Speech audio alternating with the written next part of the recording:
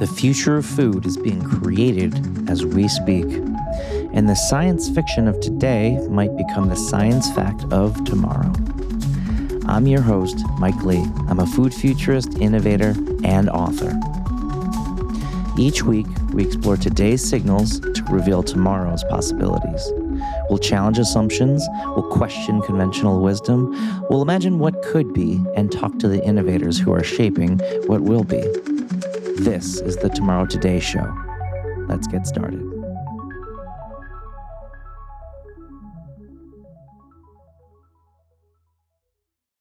Hello, world. Welcome to the Tomorrow Today Show. Hey, today we're diving into the future of nutrition, and it's such a pivotal moment when technology breakthroughs, environmental concerns, growing health disparities, it's all dramatically reshaping our relationship with food. And there's so many complex, challenges and promising innovations that's going to help define the way we eat, stay healthy, and sustain the planet in the years ahead.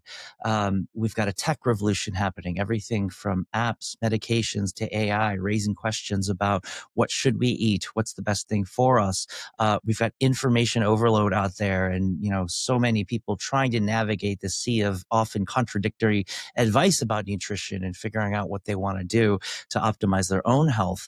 Of course, we've got the health of people, but that's also tied to the health of the planet. So how do we kind of do all of this while still staying mindful about sustainability, the climate gap, and things like that? And then how do we kind of ensure equity, right? I mean, I think today's world, you can eat very nutritiously, very easily if you have a certain amount of money, but obviously we don't all have those same resources. So how do we kind of make sure that the whole sea rises for everybody if we're going to create a better, more nutritious food system? So that's kind of what we're in store for today.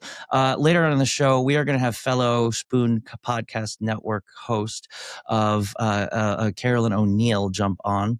And we, of course, are not doing this alone today. My guest co-host today is the one and only Katie Stebbins. She is the Executive Director of Food and Nutrition Innovation Institute at the Gerald R. and Dorothy R. Friedman School of Nutrition Science and Policy at Tufts University. Katie, welcome to the show.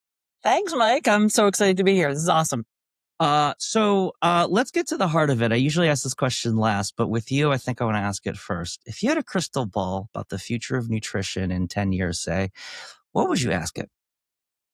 I would ask, I love crystal ball questions. It's just like, because I'm such a futurist too, Mike. And so for me, I'm like, where can we get one of those? I want a crystal ball. But if I was going to have a crystal ball, I would ask it, every day when I wake up, will I be able to very quickly, in under a minute, check in all of my biometrics and have a feedback loop of what I need to do to keep my mechanism, my body, my biology optimized for the day? And will it be cheap? And will it be easy? And will it be normalized to the point where it's like a toilet in a house? In fact, maybe it is the toilet in the house. Some innovation out of Japan would tell you perhaps, but like that simple, right? Like it would be like something like a sink or a toilet that's in every house. Will we, crystal ball, have something that makes it that seamless? Yeah, I think that's such a good question. It also kind of reminds me that like there's so much assumed in the way houses are built in different countries. Like here we kind of like in America, we assume that you need an oven. They're all kind of the same size, right? But like you go to Japan and they don't have big ovens. They have little fish ovens, right? Because they just have like one grilled fish or something like that. But it makes me a reminder, like why couldn't we have a future where all of these nutritional health things are just baked into the house, right? Like toilets just come with sensors that analyze your feces. And all right, so that's what are we, 3 minutes in? And that's the first feces drop. All right, let's count it. 3 minutes and 30 seconds in. We're already talking about feces. But like, no, I mean, seriously, like all of these things, if you attach sensors to them in a house, they could kind of do this. And I just wonder if we're far away from having that. But I guess that's your crystal ball question. I mean, I have so many, but I think I'm such a techie, and I've been a Star Trek techie most of my life. And I'm a sci-fi girl. And so I'm just so fascinated by how technology will push the envelope on what we know on a minute by minute basis. I don't know if that's good or bad. I just want to know from the crystal ball if it's going to evolve to a place where what's happening on the inside of me is very understandable and knowable on the outside of me Yeah. without just seeing my doctor once a year, right? Yeah. Like that once a year metabolic panel, that doesn't tell me anything. Yeah. And even like, I mean, I've even done I've done a lot of biohacking, and my husband's always like, really another kit? Like, where's my phone? He's like, pretty soon you just poop and pee on an iPhone and like, it'll tell you everything you want to know. Yeah. But Yeah. like, I do all of those kits, but I also realize they're temporal. It's a moment in time. So depending on what I ate the night before, depending on how healthy I've been trending, it doesn't mean that my health has gone to shit. God, there's a lot of poop words in the first few minutes. You're right. That's fine. We're here on nutrition. Nutrition starts and ends. Right. But it definitely, it tells me for that moment how I'm doing, but for me to do something, mail it in, then wait 3 weeks for the results, all this stuff, it's so inefficient. And I just don't think it's really giving us the feedback loop in real time that we need as humans who are so used to getting everything we need immediately. Yeah. I think the feedback loop of check in is as healthy as not. Am I doing well? Am I not? I would say continuous glucose monitors might be the closest thing we have right now. Yeah. That real-time biofeedback of, is this good? Is this not good? Yeah. And I feel like with personalized nutrition and sensors and stuff like that, we're at like at best, like the 24-hour photo portion of like developing film. Like you got to drop your roll of film off somewhere and have it developed. And then only then do you know if you took good pictures or not. And yeah, it's not useful. And then like we have digital cameras now, which just increases the use of them. Now I'll rip off 40 pictures for nothing just because it's free. Right. So I feel like people are all kind of working on elements of personalized nutrition, but it's like that old adage of like 7 blind men are all touching an elephant and they think they're touching different things. But like, I've got a foot, I've got an ear, I've got the trunk, but they don't realize they're all touching the elephant. Like, I feel like that's kind of what's happening today. Like glucose, great. You got the glucose. What about your heart? What about your genetics? What about your current day metabolism? It almost seems, Autoimmune disease and autoimmune yeah. disease, flare up stuff. I mean, everything. There's so much. So it feels like this gargantuan task, honestly. And like, do you think like the work you do at Tufts, which I want to probe a little bit about too, is it seems like you guys are so kind of fostered on collaboration and stuff like that. And I've thought for a while that like to actually get to that vision of what you said up front, you have to get all of these various sensor and algorithm companies to kind of at least maybe not even work together per se, like, hand in hand, but at least have like a data standard or something like that, like some sort of like PDF file or some sort of data structure that's universal that they can all kind of go towards. Do you see like the elements of that in the stuff you guys do at Tufts? Like people working on different parts of that elephant? I mean, sure. Absolutely. Absolutely. I mean, we have people who we're a unique school in that we're the only nutrition school in the United States, like a med school, a dental school. We're the only freestanding nutrition school. But we're policy and science. So not only was the Friedman School instrumental 50 years ago in getting things like SNAP and WIC and school lunch nutrition and all of these things that are currently being rolled back, uh, all of these things that we were instrumental in getting put in place on the policy side. Wait, that was you guys? Yeah. Yeah. If you That go was back, Tufts?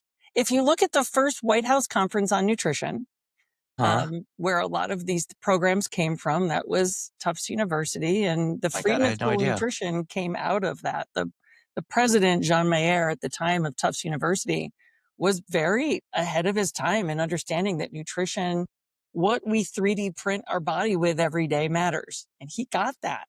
And so he established the Friedman School because of that. And so we've always had a big role to play in USDA, FDA, different policies around this. So it is really exciting. We also have like Jose Ordovas, who's like the pioneer of nutrition genomics. So we talk about the microbiome, talking about omic studies. I mean, I'm really proud to have a knowledge partner with me at the Food and Nutrition Innovation Institute that just, has been trailblazing for a really long time. But to your point about the elephant, yeah, some people are touching pricing indexes around the world. Some people are touching microbiome. Some people are touching U.S. food policy. It's everything. And what I found, Mike, and I say to people all the time, is that we know this: to feed 8 billion people on the planet is so infinitely complex that we all need to be touching different parts of it. And it's going to be messy, and it's not always going to be clear. Yeah. In fact, I can't imagine a time where it ever seems crystal clear. That is an enormously complicated system. It's an incredibly elegant system. It actually functions pretty darn well, considering how complicated it is. And then you have a healthcare system, which is different for every country. And you have to consider that you have a food system and a healthcare system that are both working somewhat in tandem, somewhat not in tandem, but massively complex systems that we're asking a lot of. We're asking for perfection. We're asking for healthy. We're asking for environmentally friendly. We want them to work at perfection. And I'm always clear to remind people that systems that complex take a long time to build and a long time to perfect. Well, and so part of your background too, because you didn't always work on nutrition stuff. You spent a lot of time in your career on like urban planning, and we've talked before about how urban planning timescales are just different than most things, right? And because I think we both share this in common, like looking at the stuff I'm doing with companies, like I'm not really looking at stuff under 10 years, and you were like, that's an ultra sprint, right? Like. How did kind of that mindset around what you learned from doing urban planning for so long kind of affect your thinking on how to affect nutrition? That's a great question. I started my career in one of the poorest zip codes in Massachusetts. And when you cut your teeth in a really low income area that's incredibly resource constrained, you learn to have a lot of patience. You learn that it takes a lot of time to learn the nuances of the system.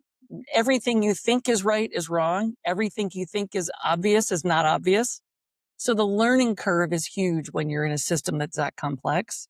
And so I learned the patience around, no, you got to take 5 years to learn it. Then you take another 5 years to think about partnering on solutions. Yeah. Then you got another 5 years to start to design the fuzzy front end of those minimum viable products. And then the final stretch of that is finding what worked, run with it, what didn't work, jettison it, then kind of, iterating and starting over. And I was in that place for nearly 20 years in different capacities. And I got to see projects begin and end at a 20-year cycle. I also have some of those projects I worked on 20 years ago, they're still going on. Yeah. But I believe that we all have to have some patience and understand things will transcend us. I am not so precious to think that anything that I personally start will be my win. If it transcends me and it becomes someone else's win, or not even a win, but a moment that someone learns from. If I can just have contribute a learning moment, don't do this. That's not useful. We went down that path and it didn't work. That's brilliant, right? That's really helpful. So I love thinking in really long time spans. Most people don't have that much patience because they want to look. I think as a human, you want to see the gratification is I did something and it worked and let's go. And I don't know. It's never been a thing for me. That's a metaphor, I think, for like how nutrition policy or any policy can kind of go, that having that patience, because nothing's instant. But that also scales down to the individual. That's like staying on a healthy diet too. It's like if you go eat a salad this afternoon, it's not like you immediately lower all of your cholesterol and you become this like, invincible person. Like you have to sustain these activities. And I think nutrition's always been funny to me because like academically, look, I know we can always research more and understand more, and there's so much to understand. But I feel like scientifically, we know a lot about how to put people, what to eat to just stay healthy. Like it's not rocket science per se. Yet it's sometimes I battle like, is it a science problem or is it a cultural problem? Because the culture is really what's driving us to choose not healthy foods. Like we all know what's healthy, especially now you Google it. What's the healthiest meal this week, right? and maybe it's not personalized, maybe it doesn't have to be, but it probably gets you 80% of the way. Like, so I don't know. How do you see that interplay between kind of science and culture, right? Because culture can undermine or boost even just a tiny little factoid in science. Yeah, completely. And I'm going to push back on your notion that people generally know what's healthy. Okay, fair enough. I get really surprised by people who don't know. If I talk about something I'm eating, something I'm doing, someone will have a meal with me and they're like, "Oh, wow. Why are you eating that?" And I'm like, "Well, because of this, blah, blah, blah." And they're like, "Oh, I didn't know that." I mean, like simple things. I mean, I know people who still think that drinking a 12 pack of Diet Coke a day is benign, is fine, is like healthy. I'm not sure 12, in a day is necessary. I think there's other things you could put into your body to hydrate it. Well, we're gonna clip that and send that to the president. And so, I sit and have salads with people and they'll just like drown it in ranch dressing. And they're like, "Well, but as long as you've got the salad in there, I can eat as much ranch dressing as I want." Yeah. And these are like really well-educated people. These aren't people who are tuned out. I think there's also a section of the population that just doesn't want to know. I Yeah. think, to your point, culturally, food is so unbelievably personal. I think we don't, especially in America, we don't have a healthy relationship with work, and we modulate a lot of that ill health with work, with food. And we don't want to be told that what we're doing to eat in a time of day that might be one of those moments when we feel good is not good for us. So it's tough. And the field of nutrition, sometimes, I watch, it can be very finger wagging. It can be like, "Eat this, eat this, eat this," and you're like vigorously wagging your finger at people and telling them what to do and what not to do. And I'm like, but it's about so much more than that. And I think my background as a city planner, I saw so much of how environment shapes what you eat, how environment shapes what you're doing on a daily basis, your stress levels, what you need. We all live in such complicated, nuanced situations. Sometimes on the train, I was on the train today, I just look at every individual person. I think that person is a whole world of complex problems and issues and celebrations and disappointments. And that's just like 20 people in a train car, Yeah. Yeah. so Yeah. complex.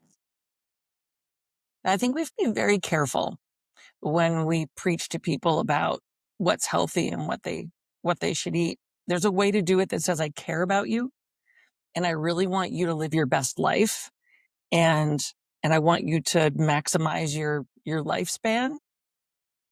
But there's a way to do it too that's preachy and judgmental that actually Yeah. makes me feel bad.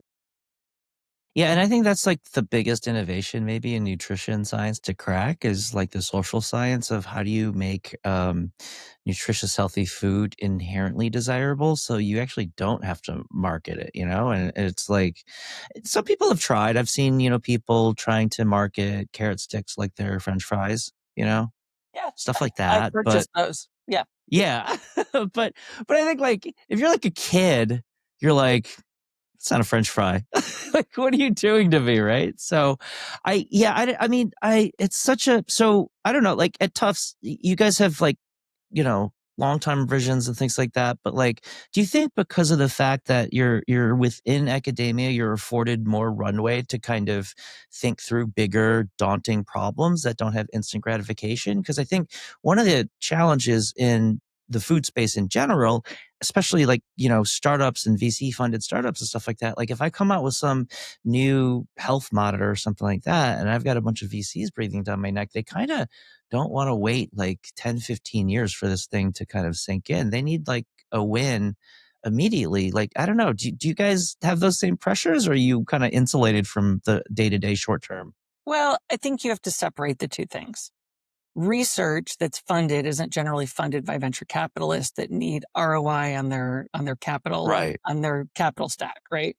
So the great thing about early stage research, just like an early stage startup, is that that's exactly what it's for. It's the super fuzzy front end. It's meant to bang around on things. It's meant to test assumptions.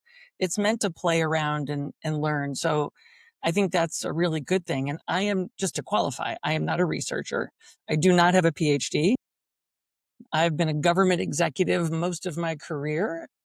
I am an eater. I'm a passionate, nutritious eater, and I'm an environmental planner, which means that my understanding of toxicology and chemicals in food is heightened, is really where Yeah. I come in at this. So I do think we need to fund that early stage research. We need to take the time to learn these things, but we also need a place, and this is why I'm really proud of the work that we're doing, a place where that early stage research can bang into the market a little bit. People who are trying to work on quarterly earnings reports and go, well, that's interesting. This is why for right now, this doesn't work well for me. I run a giant innovation council with a lot of industry members on it. It has VCs on it. It has startups on it. It has nonprofits on it. And it has, larger strategic manufacturing and ingredient companies. And so um, I, I think that's the conversation. That's the translational place, right? Because then academia can go, well, that's interesting. Okay, so I can look at that, and the market can go, I hear that. It's going to be a while before we can get there, right? But if Yeah. we don't meet in the middle and talk about the market and talk about the research, we're never going to get anywhere. The challenge is for me, I'm like, I'm fine if that's a 20-year back and forth. There are Yeah. people at the table who would like an answer that will drive profits tomorrow. Yeah. Yeah. Of And course. I just don't think that's possible. Yeah, yeah, and yeah, I think it's just the challenge a lot of people find. Depending on your funding stack, you kind of have to balance this, like, give the people what they want with, like, let's get towards the bigger. I mean, that's one of the hardest things to do, just in the world. I think in general, right? It's like Yeah. make us happy. The venture capitalists, like I have a lot of friends who are VCs. I mean, if we didn't have that kind of equity in the system, propelling these startups and this innovation forward, there's a lot of stuff that we'd be missing. At the same time, I also enjoy working with bootstrap startups who are, doing it on their own, who are experimenting, who are, plugging away. Like they're a whole different breed of, I'm not taking equity. I'm looking at the research. My go-to-market analysis is based deeply on research. I might be a researcher myself. And I'm going to grow this the good old fashioned way with customer acquisition and see where I get to. Mhm. Um, Yeah. so I appreciate both. Well, okay. So I want to go back to something you said earlier about how Tufts is the only freestanding independent nutrition school. Why is that? Nutrition's so important. You should have competitors. Like, why do you guys think you're the only ones? It's a really great question. Most nutrition education happens either in a department like within a school of medicine or within a school of public health, or maybe in a biology program, but not as a freestanding school. And I think it speaks to how we view nutrition. I mean, I think it's a bit of a slog. The thing is, it's so obvious. It's two things, right? Maybe it's so obvious that everyone's like, this is so obvious, right? Hmm. Or maybe it's because it's such a part of a bigger system. People are like, we don't want it to be freestanding. We want it to be part of a bigger system. I really appreciate that Tufts University said, you know what, this is so important. We need to bring this interdisciplinary group together around it that can center nutrition and what they're doing. And so, I don't know the reasons why we're the only one. But I will say I'm really excited that there is one. Because I tell my kids all the time and people I meet, we 3D print ourselves every day, right? Yeah. And when you're going to 3D print your body, what you 3D print it with, it matters. And we need to be driving the knowledge and understanding and policy and investment in science on that 3D ink cartridge printer all the time. And Yeah. that's really what nutrition science is and the policy that goes along with it. I absolutely love it.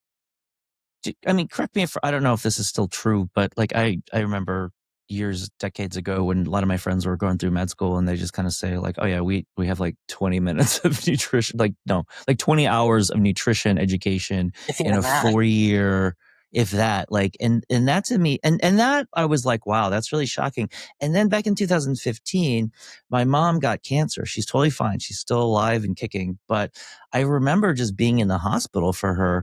and watching the food come through the door, and it's just completely disconnected from care. And I remember like asking the doctor, like, wait, shouldn't she You're be like, is this getting going to give you something? more cancer? Yeah. Yeah, it's like, is this the right meal? And he was kind of like, it's kind of like, well, you could eat this or that if it makes you feel better, but it doesn't really matter. And I was like, wow, like there's a cultural, I don't know, do med students just kind of look at nutrition and think it's like too touchy feely, too like it's not a hard science? Like, does that still exist?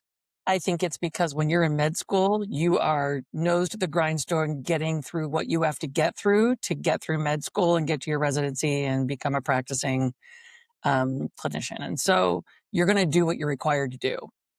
I do know people in the medical profession who have gone and sought out medical, culinary medicine training, or they've gone and sought out, Eastern religion that ties in food and spirituality and nutrition and health in a lot of different ways, who have a lot more depth to their practice.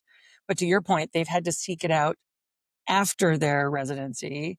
It wasn't taught during it. And when I meet practitioners who have that depth of experience, you can just tell, they just can talk to you about different things. My acupuncturist is really my primary care physician at this point, more than my actual primary care physician. Oh, cool. My acupuncturist can tell me more about what's going on in my body than my primary care physician can. And I'm always very impressed by that. In fact, he can tell me when I'm getting sick. I mean, he can tell me, you got a cold coming on. And I'm like, what do you mean? I'm fine. And literally 3 days later, I'll be like in the throes of it. I'm like, oh, wow. How did he know that? Pretty impressive. And it does seem like in America, at least, like people's minds are opening up to moral forms of, I guess, I don't know, alternative medicine. Always sounds pejorative, but I don't know what the other convenient term is. It's a convenient shorthand, I guess. But yeah, I mean, I feel like people are getting more open-minded to that. But then like I was just working on a piece about RFK, and I was like, the working title for I don't know what it's going to be called, but the working title so far is the Secretary of Cognitive Dissonance. Because a lot of this stuff we're talking about, right? Like, about nutrition and health, like he's a really big advocate for. He's also into like a lot of just alternative medicine, maybe in some cases too far for some people's taste. But there's a wide berth, between like getting an acupuncturist and then like, trying to ban vaccines. And there's probably something all in between. And there's probably more stuff ahead of that. But like, I don't know, what's your read on him in the environment? Because he's an odd duck. Well, so I am going to abstain from giving a read. I don't, it would not be appropriate as being from a university that receives a lot of federal funding.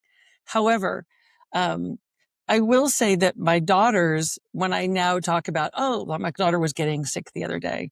And I said, you should do 4 minutes of just shaking. I said, it's really great. Your lymphatic system. It can help your immune response. And my daughter's response was, what, the apple cider vinegar, Mom? Yes, because of the show. That's But I think it's also like her Gen Z response to like, stop being so woo-woo, stop being so like, and you're right, but there's a spectrum. And this gets back to like, how do we deal with the fact that we might not have the right research, the right evidence being put into this, that we all feel we have to biohack and feel like we're feeling around in the dark, right? Yeah. And we shouldn't have to feel like we're feeling around in the dark. We should be able to trust things. We should be able to know our bodies well. We should have a better relationship with our planet, our environment, our food, our spiritual energy, all of it, to each other. And we live in a society that just creates blockers, right? I think we have a lot of blinders and blockers on that create mistrust, misinformation. And then we have people who are predators on that, that prey on that. So then you go, well, I don't know if that's true. That's a cult of personality question. Well, I follow that cult of personality. That must be true, everything they're saying. And I'm like, I actually had this guy, I was just in Switzerland last week, and we were talking to this guy. I was talking to this guy in line, and he's like, what are you doing in Boston? And I told him, and he's like, I was just reading that a great longevity hack is drinking apple cider vinegar every day. Do you think that's a good idea? This person just brought this up too? Yeah, like you just brought it up. And I'm like, well, I said, look, everybody's different. everything works differently for different people. I said, vinegar is a great way to add, fermentation and good things to your diet and to your gut microbiome. I said, but I don't know that I would prescribe you like downing a bottle every week just as a pure like shot. I said, but people do it. I ultimately said, you need to do what you find works for you. Mm-hmm.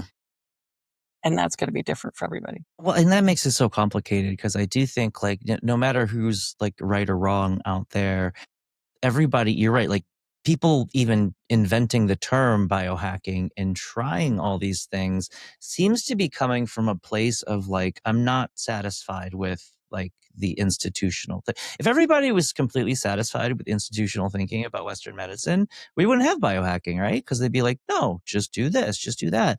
Combine that with the fact that like food, especially, is so personal and the feedback loop is so quick.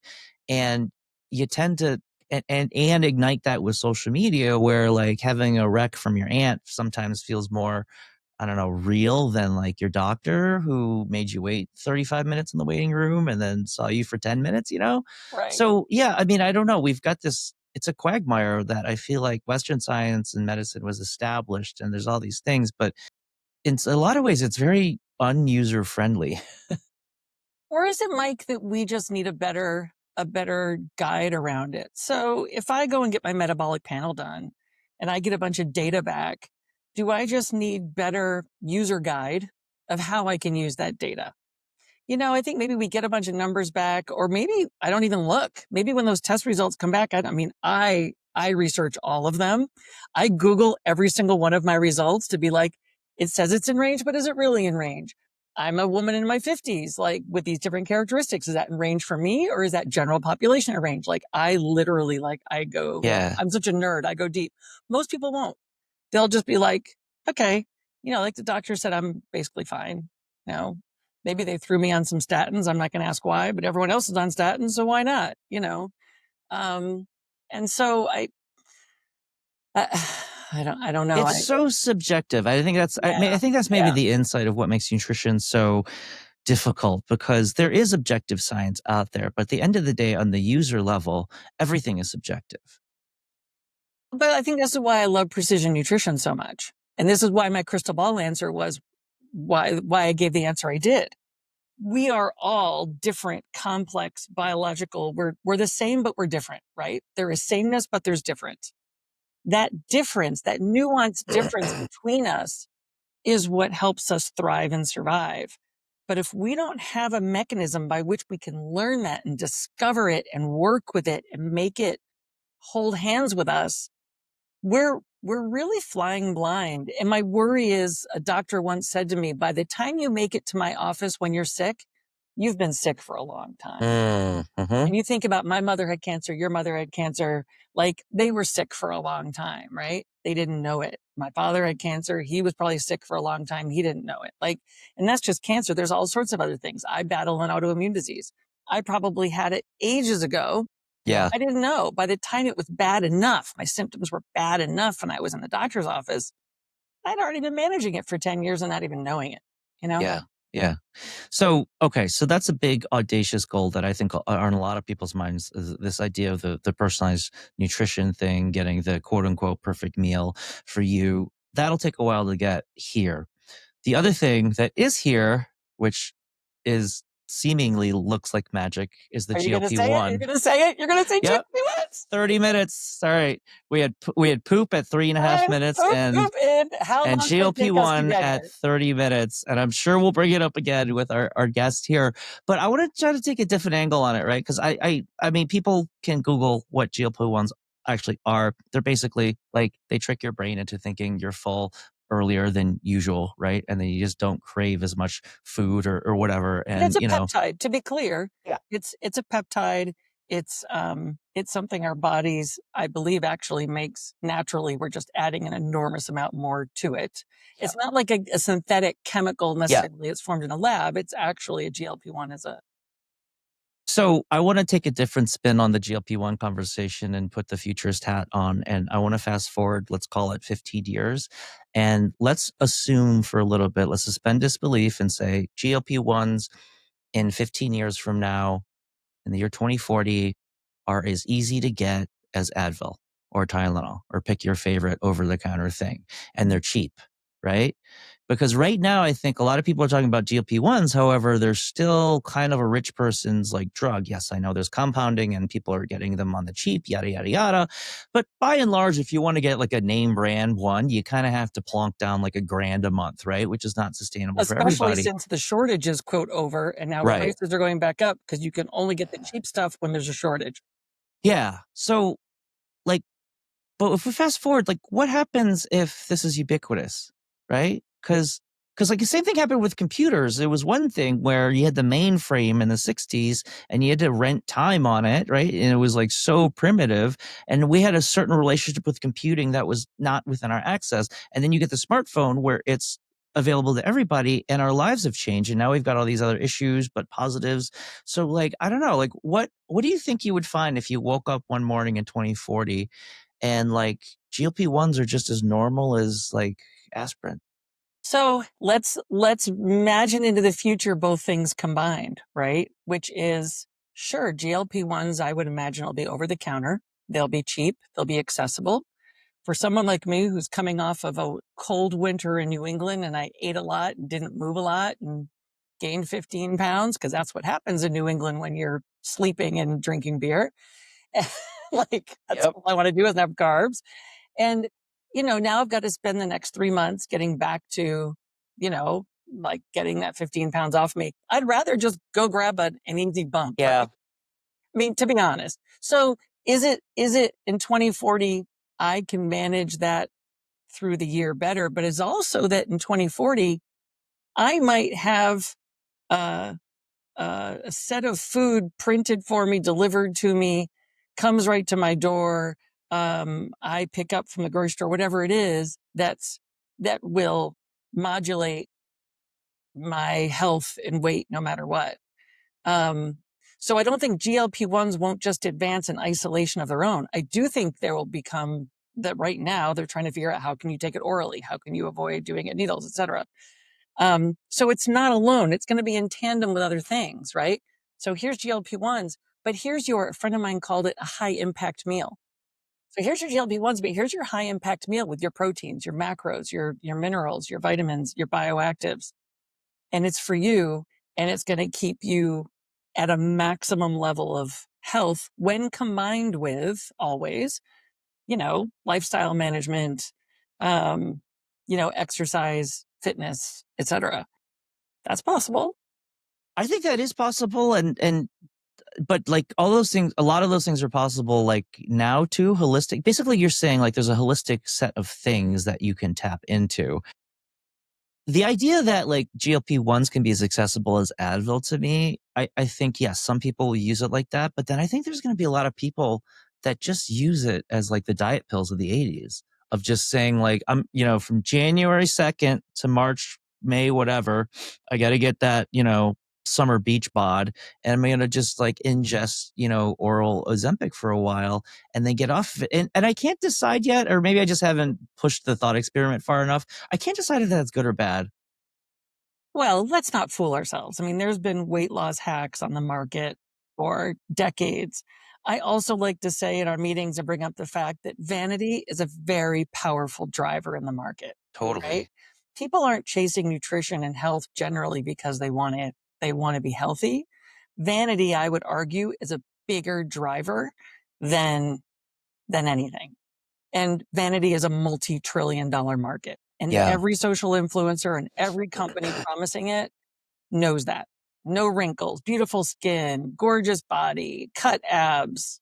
You get any women's or men's health magazine for the past 30 years, you're going to see all the stuff that you could take to get there, right? So this isn't new.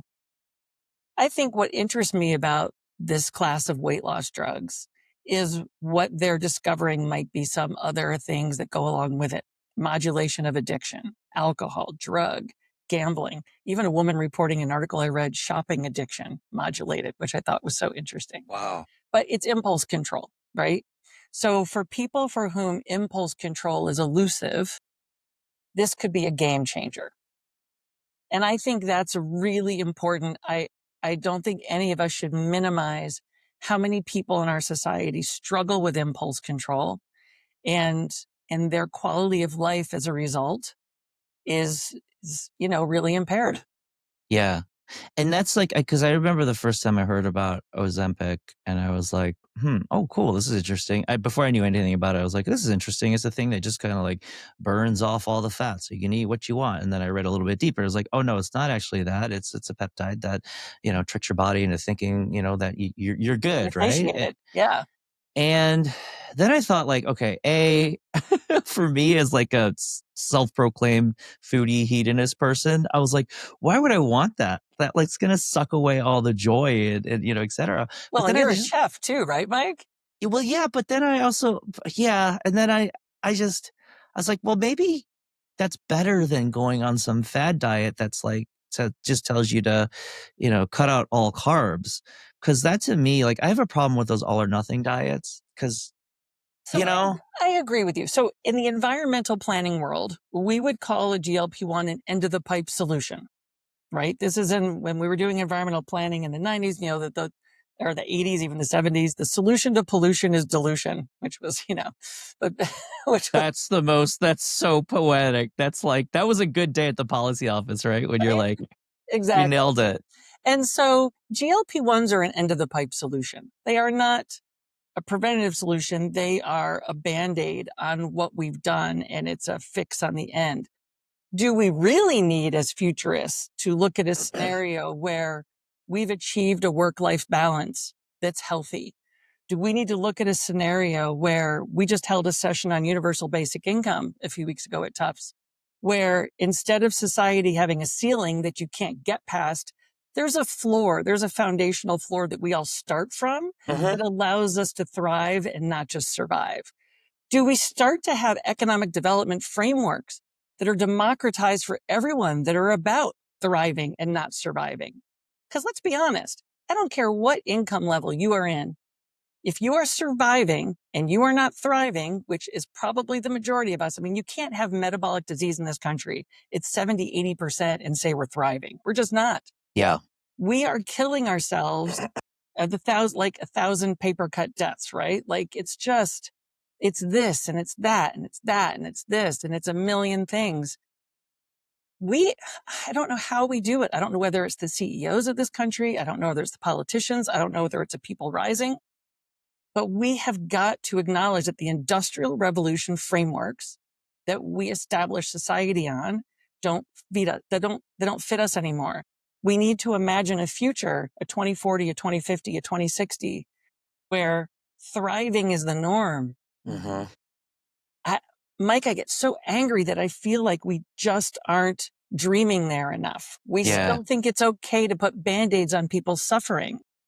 GLP-1 is Band-Aid on people's suffering. It's not really a solution, but it's a pretty sexy Band-Aid and everyone's going all in on it, right? Yeah, and I mean, I'm with you on that vision. I think that holistic vision of better let the floor rise for everybody so that there's only so far you can fall in terms of getting access to Right now bad it's a cliff, food. right? It's a cliff right now. I'm with you on that. And I frequently try to take the other side of the argument just to strengthen that argument. And I love that. Yes. I mean, and if I flip my other like hyper capitalist pig on, like if I flip that Bring it hat on, Mike. on, Bring it if on. I'm just like going full on Gordon Gecko and stuff like that, Ozempic is just like, it just seems funny because like it's like a Deus ex machina of like, this thing has descended. Like Big Food spent all this time leading up to now giving you irresistible snacks so you could eat, right? Because, those companies are expected to grow 3 to 5% every single year, but your stomach can't grow 3 to 5%. So we got to find more ways to get you to snack, more stuff. LP1s is also, it's almost kind of it's like the antidote to that. It's like, we're going to cut you guys off, Yeah. and we're going to do it in a one-shot thing because I know like holistic solutions are the ones that are harder to do, but they're probably more durable and they're more restrainable. The cynic in me just kind of looks at GLP-1s and see like, I think people are just going to do that, Oh, I don't disagree with I you. I think, think yeah. we're a society that loves short-term fixes. We love quick fixes. And if people think this is a quick fix, then now what'll change that is if we end up finding that there's long-term repercussions. If people realize I don't want to be on this forever, if if, if there are downsides from a health perspective that make us say this can be a short-term solution, but it can't be a forever solution. And I think that that's real. I also think about, and I posted this on LinkedIn recently to play devil's advocate too, like, you can't rip the Band-Aid off of anything. I talked about Jackson, Tennessee, where Pringles are made. And I said, look, that's 1,500 jobs. It's the second largest employer in Jackson, Tennessee, pays $38 an hour. You don't want to just say, well, no one's going to want Pringles anymore. Well, no, because that's 1,500 people that make Pringles, and those are good paying jobs. So we also have to acknowledge that whether you like the food that's made or not, this is an economic development, local job scenario for a lot of communities across this country where food manufacturing happens and food ingredient processing. We've got to be very mindful of all of these pieces. It's not just Ozempic and not wanting to eat this, but then what if that leads to snack brands now closing down legacy lines because there's less of it? Well, how do we reskill and upskill those people? That's an extruder plant. I'm sure Pringles are made on an extrusion basis. So what else can we do with extruders, right? Do you have a different Pringle that's GLP-1 friendly? I don't know. Is it a protein Pringle? I mean, I have no idea. But I just, my brain thinks so, we've got to think of the larger system of all the larger pieces that are interconnected here, and nothing can be looked at in isolation. And a pure capitalist model just on a product by product basis is just, it's just isolation, right? It's very reductive. And I think maybe that's the first step, is changing the dialogue to be less reductive and more kind of nuanced. Because I think people, I don't know, it's a lot to explain, to say, here, do these things to change your diet, or just take GLP-1s, Well, and it's just so much easier to market that. But then then you're in your mind, when someone says, do you eat healthier? And then you're like, okay, so I get up in the morning. I got up this morning at 5 a.m. so I could get on a train, so I could get to Boston, so I could get to an 8 a.m. meeting. Right now I'm on the run. I had coffee, didn't really have breakfast. Now I'm running to a meeting. They had pastries. Great. Grab a pastry. That was yummy, right? Tate, who doesn't love that here in Boston? And then I'm like, okay, now I got to get the train home, running home for lunch. Then I'm thinking, all right, well, I've got 4 more Zoom calls today. I'll be done around 6. Now I've been running all day. I've been up since 5 a.m, and I've got to scratch cook a meal for my family that's healthy.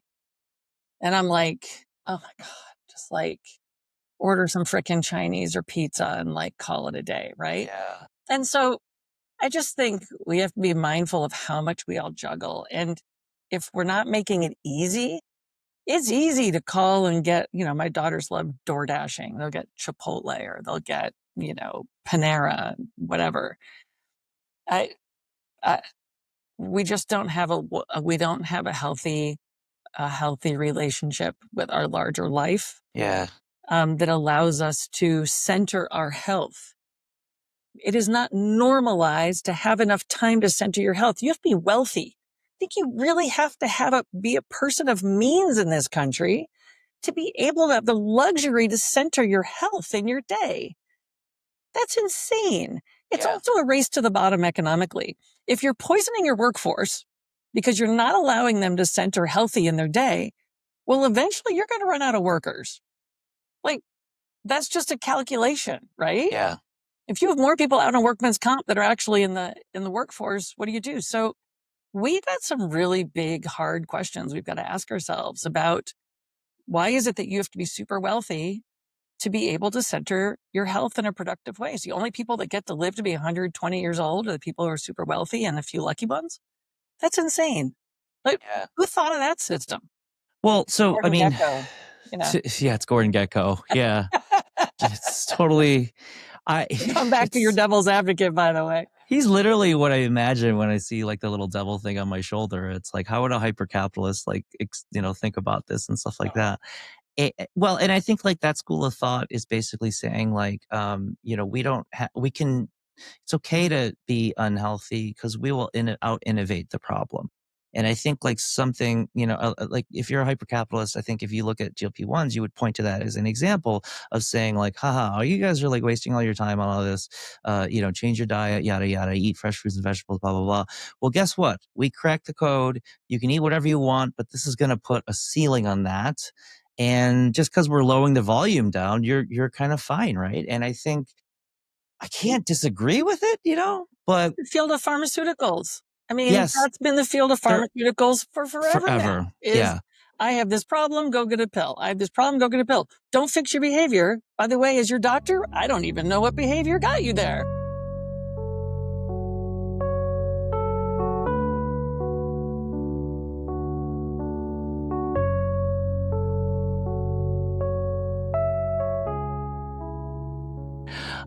Well, so Carolyn, I gave a little intro before, but maybe let's just start this off and we come back to the conversation we were having with Katie midstream. Tell us who you are, what you do, and what gets you up in the morning every day to work in food and nutrition. It's when the sun comes up and then I go back to sleep. But anyway, I am Carolyn O'Neil. I happen to be a registered dietitian. I started out as a writer and then I wanted something to write about. So I was at university, Florida State University, and decided to change my major to nutrition because I just thought it was so damn interesting. And the first course that caught my eye was food history. I don't know why. I guess, history and all that. I wasn't thinking about the nuts and bolts of all the minerals, which of course I ended up getting into. But so I am a registered dietitian with an undergraduate degree in nutrition and dietetics, and then went the traditional route, which means you become a registered dietitian. And back then that meant, and it still kind of does, you got to get experience, but was to apply for a dietetic internship. And I was one of the lucky ones, or it was very hard to get in. And I went to California. I had my internship at the university affiliated with UCSD, but it was at the VA hospital, the Veterans Administration Hospital in San Diego. So I got really exposed to all the groovy things that were happening in nutrition in California. And you were here in Boston for a while too, are you? I then went and got my master's degree at Boston University. You go Terriers, right? Yes. I still don't know who the Terriers are. Go Seminoles. But anyway, that was great too, because it was such an innovative program. It was a master's in nutrition, and Katie, of course, Tufts took on the lead after that, but it was a master's in nutrition with a specialization in communication. So we were studying, of course, at Sargent, which was the Allied Health Sciences, and then also the School of Public Communication. And I thought, oh my gosh, I have found my people, because at the School of Public Communication, they had wine and cheese parties on Friday. They weren't doing that, over the nutrition department. And so I got a master's in nutrition communications and then started my career, not because I chose it, because I fell into it, a career in television, being, you see health reporters now on TV. I started out as a consumer reporter. And when you think about it, that is home ec. That's food, clothing, shelter, family finance. I'd studied it all in undergrad. And so I became a consumer reporter on a CBS affiliate for the West Palm Beaches. And then super fast, 3 years later, ended up at CNN to launch their coverage of food and nutrition. Awesome. So What a resume. And you're also a fellow Spoon Network podcast host of Watch What You Eat with Carolyn O'Neil. Yes, I am. We're dishing it out with big spoons of joy and information. I'm so excited. Yeah, my podcast is Watch What You Eat with Carolyn O'Neil. And that title actually came from an ad that CNN put into Cooking Light magazine. Okay. I found this, like in one of my boxes, downstairs. And it said, Watch What You Eat with Carolyn O'Neil. And it was about my reports on food and nutrition. Get it? Watch TV, blah, blah, blah. Yep. Then I thought, I see what you did there. you know what? I kind of like that. Work then, work now. Watching trends, telling you what to watch out for. And also, we like to watch. We like to watch all the deliciousness of food. Yeah. Well, okay. So this is a good question, because I think a lot of what Katie and I were talking about is like this general idea that a body of knowledge exists out there that kind of has a pretty decent blueprint for how people could eat healthy if they chose to. Clearly, not everyone chooses to. You spent kind of a lot of time, obviously, you've got the nutrition shops and stuff like that, but also like the communication. Like, what's wrong in how we're talking to people about this? Like, why haven't we cracked the message yet? Why can't we just find that magical paragraph that gets everyone to kind of change their ways? Like, how do you kind of see that problem? Well, when I was at CNN, we did a story a day on food and nutrition, and then I had a cuisine later, just, why bother unless it tastes good? And it was literally a roller coaster of stories. It started with like what you eat can kill you, those stories. Then there was what you eat can cure you, and then back and forth and back and forth. Until finally I just came upon this, I don't know, mission statement, if you will, for myself, my team. And it was this: the more you know, the more you can eat.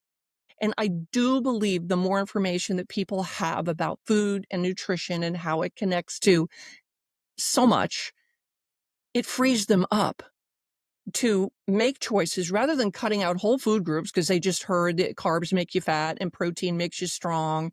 Or they heard, like, oh, I like sushi, but I heard it's riddled with worms. No, no, no, no. This is why sushi masters slice the fish over a light. And the more you know, the more you can eat. Now, my photographer at CNN, Rick Blackburn, who is, by the way, the original Goofy at Disney World, I was Wait, sharing this. wait. Hold on. Yes. You can't just slip that in. I know. Your photographer was the original Goofy, Yeah, like in the suit? Oh, yeah. And he was also the water skiing Goofy. And he was a stand-in. So he had the Goofy costume and had to water ski, but he was also the stand-in for Prince Charming because he was, really tall and thin, like, Goofy is. And so he'd be in, the Main Street Parade, with the ring. There you go. Okay. Yeah. All right. So anyway, I said proceed. he always had the wisest things. And I am getting back to your question, Mike, about how do we get the message across? I listened to Rick a lot because I said, Rick, the more you know, the more you can eat. And then he said, I thought it was the more you eat, the more you weigh. And then he goes, wait, I thought it was the more you drink, the more you think you know. Okay. I'm like, all right. Okay. I'm trying to be. So he always brought me back down to earth.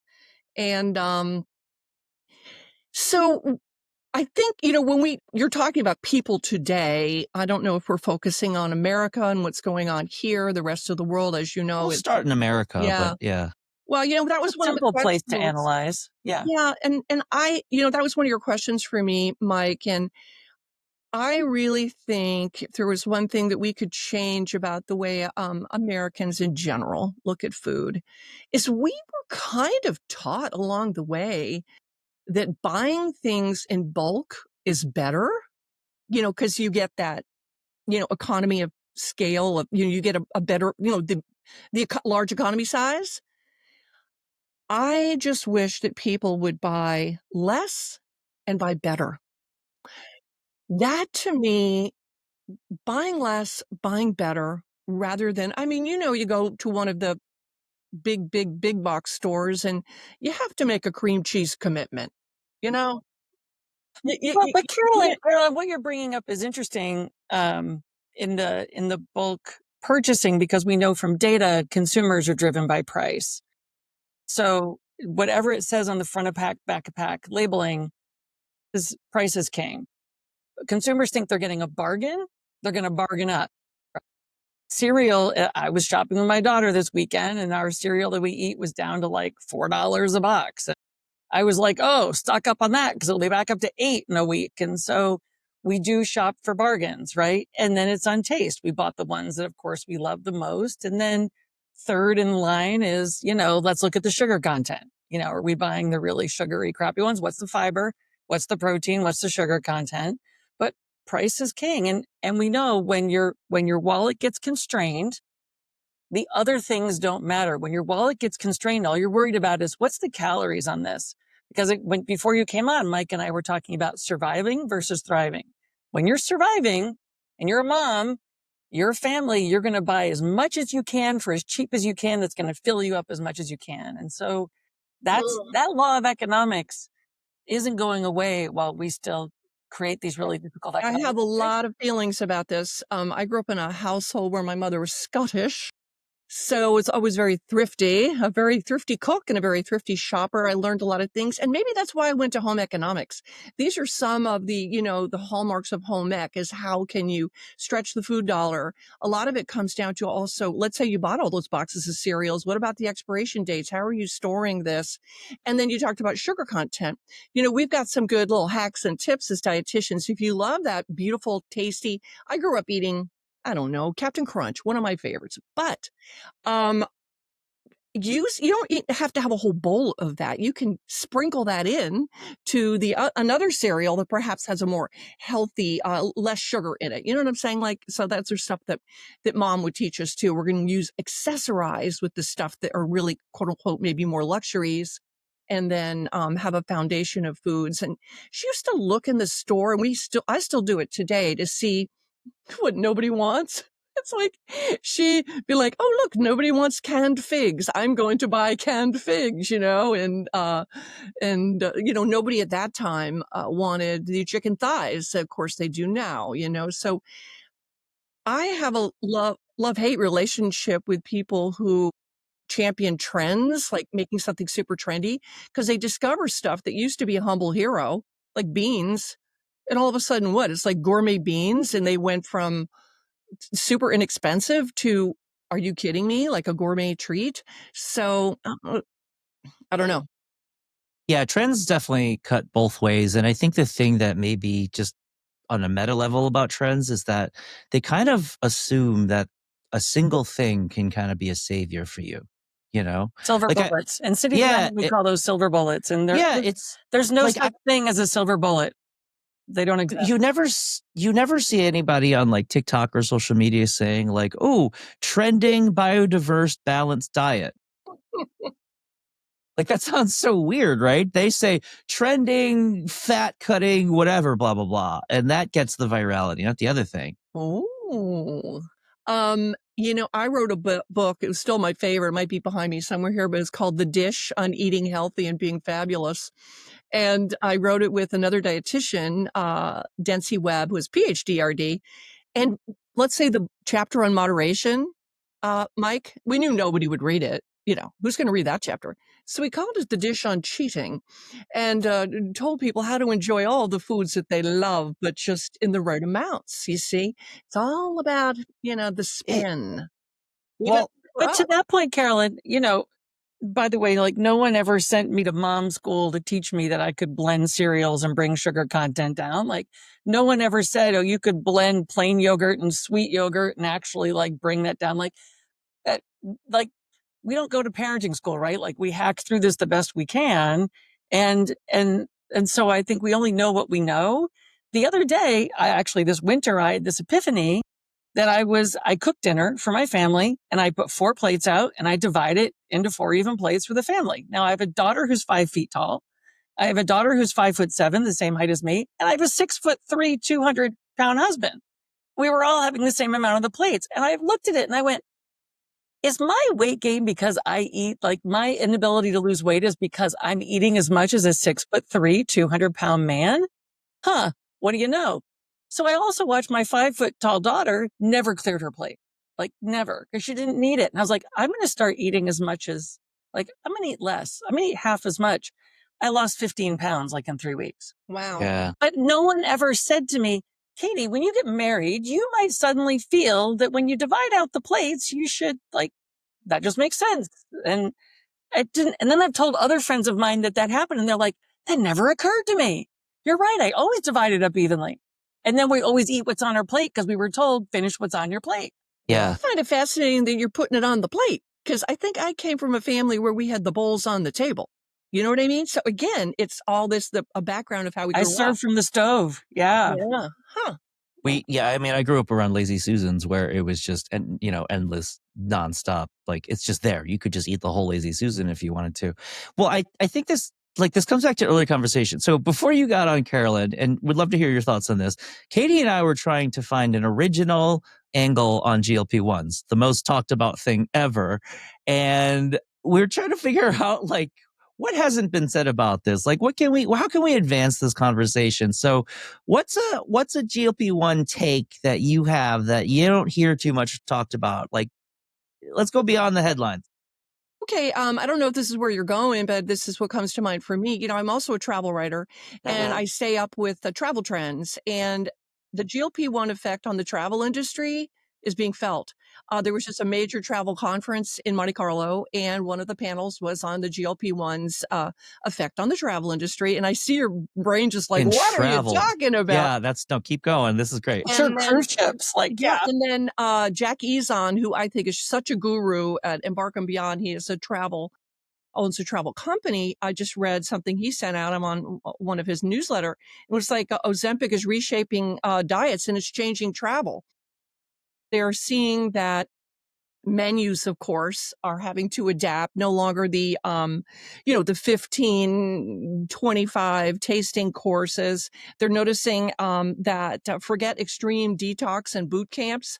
People want a wellness wave of choosing toning trips because they've lost the weight and they want to tone. And they don't want to go to like the coolest restaurant in Paris, London, Rome, wherever, but they want to go to where it's vibing. And so they still are fighting over reservations to go to these places. But they're celebrating, looking fabulous, being seen, taking photographs, dancing on tables, still ordering, maybe the caviar, maybe bumping it up, like getting more expensive stuff, but not as much. Now, this is, of course, is the luxury travel, what I'm describing.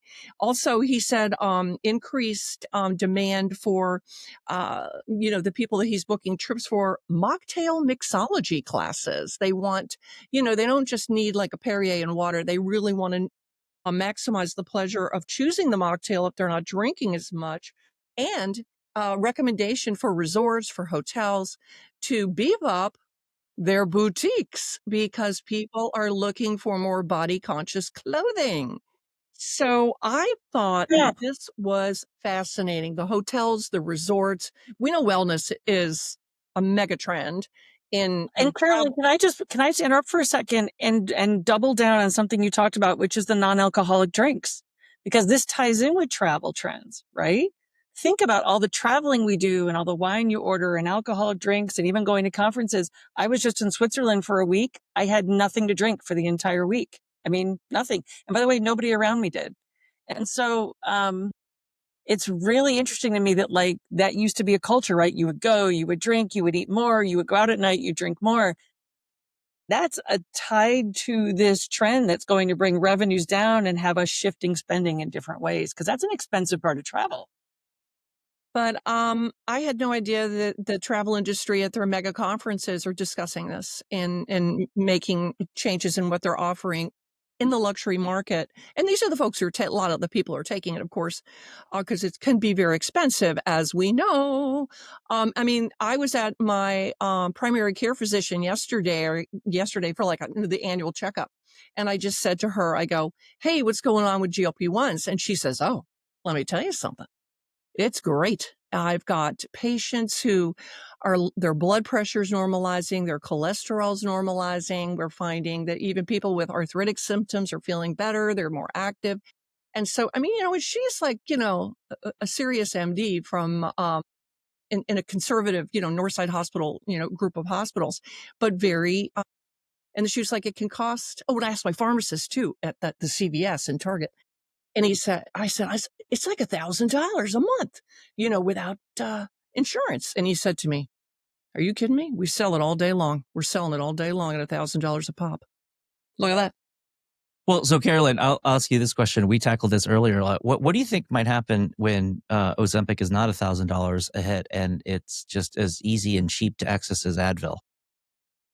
I think it won't be that, I don't believe, but right now you can certainly go to a med spa and get it for $400 a month. That'll be the compounded one of like tirzepatide or something.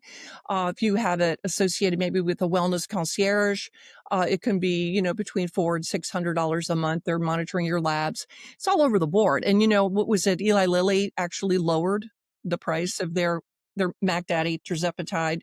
Yeah. Not much, but some. And I was talking to a colleague who works in corporate health at Cox Industries, which is headquartered here in Atlanta. And they said it's covered by their company insurance. Some people do have it, but Medicare does not cover weight loss drugs. Certain the other insurance companies that are associated with it, with like your Medicare, Aetna, whoever. But we're thinking like 15 years from now. Let's assume like GLP-1s go the way of like computers. Like the iPhone 1 cost $1,000 when it first came out, but you could probably get one for free on eBay and it's completely unusable, right? So well like TikTok, tirzepatide, and like Eli Lilly and Novo Nordisk. What is it, 17 years you get on a patent? But you know what? I think a better allergy or a different analogy would be blood pressure medications. I don't know how much they used to cost, but now they're almost free because they want people to manage their blood pressure. And it's something you do take every day. Say, oh, my blood pressure's down, I'm going to stop taking it now. No, it's a management tool. Yeah. Well, because you think about the travel is so interesting and it makes sense if you think about it, because food touches every industry. And if you got this tool that reduces by, let's call it 20%, the amount of food everyone's eating, that obviously is going to have a domino effect on everything from the clothing industry to, I don't know, if you own a stadium and your concessions business, right, like stuff like that. Yeah. And I just think it's hard to put that genie back in the bottle because I don't see a world where Ozempic gets more expensive. Well, we're already seeing, I think I read an article on two things I thought were interesting. One, airlines are reporting better fuel efficiency because people are weighing less in a very small They're going to serve Ozempic on the plane for that, right? Yeah, but we're overpacking. We're overpacking because we look so damn good in our clothes. Think about it. If people are traveling because they feel better, they're now having agency to go places. They're smaller. The other one I saw was plus size clothing manufacturers and seeing a decreased demand for plus size clothing, and an increase, as you said, Carolyn, for slimmer sizes, which I think is really interesting as well. Well, I interviewed some dietitians that work in a program at Cleveland Clinic. So this is not anecdotal. This is them, working with the populations of people where they used to be coming to get the gastric bypass surgery, right? Okay. Surgeons are not happy. That's not as popular as it used to be. Knee replacements. Yeah. The dietitians, and also they partner with psychologists too in that really gold standard program there at Cleveland Clinic, as an example. Boston Medical Center does a great job too. But they were saying that as people are getting more active, their bone density is actually going up because they're doing more and their cardiovascular is better. So again, I agree. And the future thinking was more affordable and more available for more people. And then not to have the kind where you swipe up, I don't know, on the Instagram and it comes to your door. I love the fact that if it is more part of the healthcare, that your labs are being monitored. They're asking you how you're doing. If you've got other comorbidities, that they're following them. Not this like, oh, my favorite delivery just came to me. You've seen those ads, Well, and I think like in nutrition, I feel like GLP-1s is the AI of the nutrition world right now. It's the new hot shiny thing, but it's also like AI. It's a shortcut to something. Like people in AI can say, "Oh, I'm a mediocre writer. Now I'm a great writer," and it's the same thing with eating. Maybe, Mike, but maybe it's not. Maybe in 15 years we're going to come back and go, "Holy shit! What we didn't know is that our bodies were deficient in this. That our bodies actually needed it. Maybe we learned something about the science we didn't know before, and maybe we're going to say, wow, we've eliminated obesity. This is amazing. Not only have we eliminated obesity, but we've eliminated addiction and impulse and lack of impulse control. And we now have a population which is not moving through life trying to just get through the day without aches and pains and problems, but a population that has agency and is surviving and is thriving in a much different way than it used to. It could be, but right. And that's interesting too, because I think you could maybe in that world is GLP-1s like fluoride. It's just put in the water. I'm fascinated. I don't think okay, that all right, no, happen. fair enough. but I'm fascinated by that. Do we find that it's almost like a supplement, right? Like, does it come to the level of being almost like supplementary? Because microdose. I'm not saying everyone should be taking these giant vials of stuff, but is there a precision nutrition diagnostic measurement that says, Katie, your body, for whatever reason, is deficient in this, in a microdose of this amount. It's almost like taking birth control pills, right? Like each day there might be a different amount, like because your body needs this to optimize its system. Yeah. I do believe technology and food and all this stuff has evolved faster than we biologically have. I don't 100%. think we know how behind we are from an evolutionary standpoint biologically. Maybe there are some bumps and things that we need to optimize this machine we've been given. And I don't You think know, we're doing it. and you mentioned, uh, I wish these things could be measured. Precision nutrition, the metrics for measuring things. And then, we can measure a lot of things, but what are the metrics that matter? Okay, your natural amount of GLP-1s, how much are you producing? Maybe you're really good at it. And that's why somebody stays, slim and trim their whole life and somebody isn't. And they're sisters and they have completely different bodies. And because maybe wouldn't that be nice to know? Wouldn't it be nice to be able to measure that? From a more, you mentioned fluoride or whatever, but from a public health point of view, remember, we never thought, way back in the day, that we could get people to stop smoking and smoking cessation. Still people smoke, but not like before. Seatbelts. Remember, we never thought we'd get people to wear seatbelts. Obesity and overweight, of course, is a drain on everybody's personal health and on society, just because it costs so much to take care of the diseases that it's associated with. But precision nutrition, one of your questions here, Mike, was, what do you hope will happen in nutrition science? And that's really what I hope, that we can measure things. And, even people say, oh, what vitamins and minerals do I need? And then you go and they can't measure everything. It's just like, And I said, Carolyn, earlier to Mike, it's also, if you do go and get biohacking and you do test your biomarkers and deficiencies, it's a moment in time. As you know, as a registered dietitian, it could be what I ate last night is showing up the next day on all sorts of blood work, that if I do the same measurement 2 weeks from now, it could be completely different. So we talk. I wanted to ask this to Carolyn first, and then get Katie. You chime in. I think people assume that a lot of times when you do a show about the future, we talk about things that are going to change. What things have you seen that haven't changed that you think might endure no matter what technology we have in the future when it comes to nutrition? Oh boy, oh boy, oh boy, oh boy. Just in preparation, for our conversation, Mike, you focus on the future. So I went into my library and I found this book. It's Nutrition and Diet Therapy. It was from 1918. Whoa. I know it. A friend of mine gave this to me, and let me tell you, it's calculating the diet. We've got all that. I think we do know that our bodies are fueled by, this is never going to change. By the macros, your protein, your fats, your carbohydrates. There's, and within that, there's a whole world of proteins and fats and carbohydrates. And then you got all your trace minerals and your vitamins, and then, fiber and water is a nutrient too. We can't forget that. So I think when you look at nutrition science, we've kind of discovered the things that the body needs to do its miracles all through us. The cells, amazing. And I went back actually in 2022. I was asked at Florida State University to teach nutrition science to undergrads. Hadn't looked at that textbook in a few decades.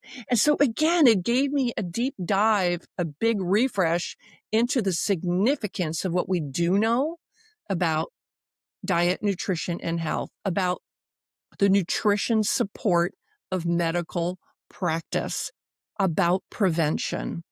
And I think one of the reasons I went into communication after working in the hospital and seeing the results of poor nutrition and overnutrition, I thought, gosh, we got to get to people a little sooner, Mm-hmm. than they end up in the hospital. And I think we've kind of done a good job there. I think what won't change is people. Remember, we talked about the people wanting the vibe economy. They want to hang out together and eat, to be there. Maybe not eating as much, but it's that socialization. And, but things have changed. I would like to address this food memory thing about childhood. Growing up, I just remember, and I thought it was normal, probably was back in the 50s, 60s, 70s, whatever. We didn't have choices as a kid. There was no, like, what do you want for dinner? There was no compromising. right? We're going to be enjoying the milk, fish cooked in milk. And we were like, no, but mom made that in Scotland or something. I don't know why. And then in the 1960s and 70s, my mom discovered the joy of convenience cooking, and we had the Chungking dinners, we were getting really exotic. And it wasn't for a while that I felt like I had the independence to make my own food choices. So when you think about the generations today, now Katie's serving everybody at the table there, but it's a lot of short order cook situation is going on with families and young families. Oh, I'm going to have this and I'm going to have that. And just, uh, that boat would never sailed, in Jessie O'Neil's kitchen, my mom. So I think that people have a lot of freedom, and even within households now, the teenagers or maybe young adults are ordering their food, right? On Uber Eats. Katie, you just mentioned that. Oh, your daughter likes to DoorDash. My kids love DoorDash. They don't do it when I'm serving food. They do it when I'm not home. And that independence, right? It's exciting. Yeah, it is exciting. So, my kids don't drive. They could, they don't, but they will DoorDash. They'll have someone else drive it to them, which makes me. They may have lost the incentive to get their driver's license right there. Okay.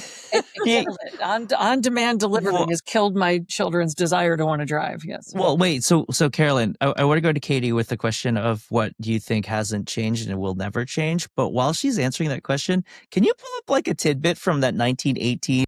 Like, I'm dying to know what's in there. So I want to go to Katie. I want to come back, find a good one, because I'm dying to know like a tidbit of advice from 1918 about nutrition. So anyway, Katie, what have you seen that you don't think is going to change around nutrition, and what do you think might not change ever? So I don't think what'll change. So I think that our understanding of sugar and overdosing on sugar and sugar sweetened products and what that does to the palate and to the body and inflammation won't change. But I also think at the same time won't change is treats will continue to be a way that we reward ourselves. I don't think that a treat will stop being part of a reward mechanism, either through parenting, through personal stress. I think, the treat when I was a little kid were Hostess pink snowballs. My mom called them pink gomphers. And Gomphers? Gomphers. What's a gompher? I have no idea, but she called them pink gomphers. Fair enough. And Gomphers. Candy? And for me, when I see a Hostess pink snowball, it's like that's comfort. Like that means, like I'm taking care of myself and a mental health. I'm taking care of my mental health when I eat a Hostess pink snowball. Mm-hmm. It's like, so I don't think now I don't have them. I don't think I've had one in like 3 or 4 years, but I smile at them every time I see them in the store. Remember those? Yeah. But I don't think that will change.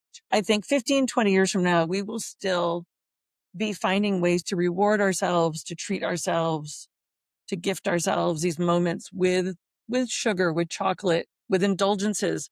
And by the way, I think indulgences are a beautiful thing to know how to bring into your life. They're a way we say, I love you. They're a way that it's a love language. It's a caring language. It's a comfort language. I don't think we should eliminate it.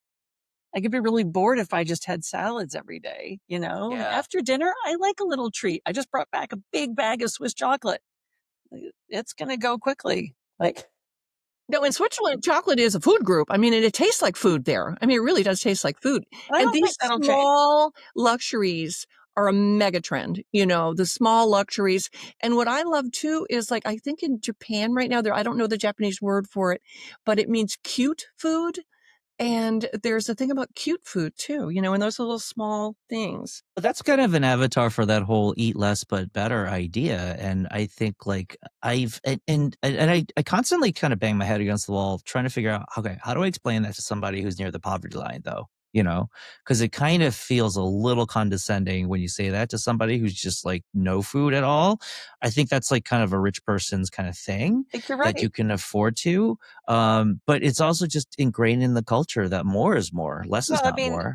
Mike, your point's really well taken. And my friend Clancy at Food Dignity Project, she's amazing, Clancy Harrison. She's at Google Food Lab with us. We know her from that experience, all of us. And Clancy's always clear to say that she works with people who don't have any food, and a mom will give their child a sugar sweetened carbonated beverage because it fills you up and satisfies you and also has calories. Like, there are strategic reasons why how we survive. Again, this gets back to the thing I said earlier. When you're in survival mode and not thriving mode, the total book of decision, the framework of decision making is completely different. And we shouldn't pass judgment on anyone whose decisions are based on surviving. You just can't do that. If we can't step up and make it normalized to make it easy, then we just need to shut up. Yeah. Agreed. Amen. Speaking of books, Carolyn, What's in there?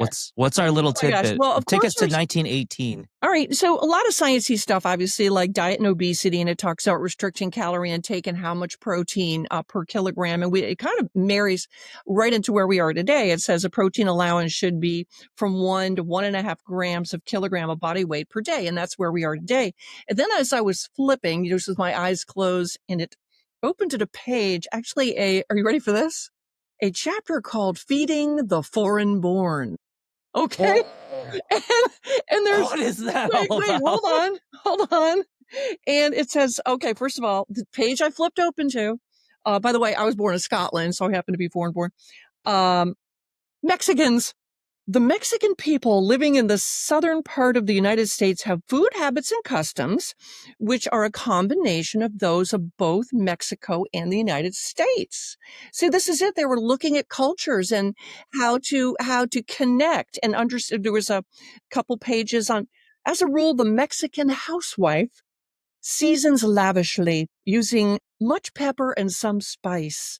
There is a flavor in good Mexican cooking that lingers in the memory.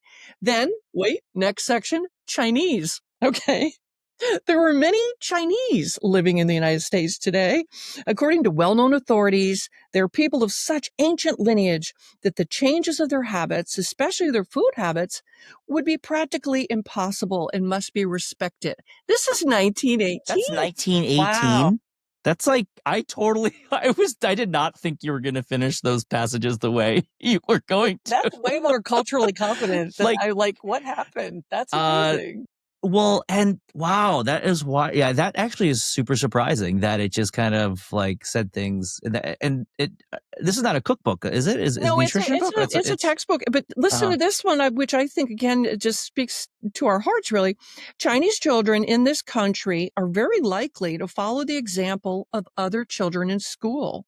And it is the hope that they will take the lesson of balanced diets home with them, thereby improving the health habits of the entire family. And it goes on.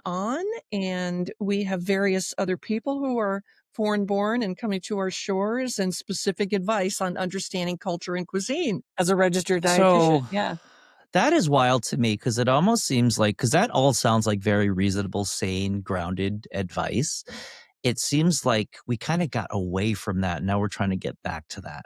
Like that whole passage you read about the Chinese children eating, I wonder why they just zeroed in on Chinese children for that. Like, well, there's similar stuff in each of, really in each of those. Okay.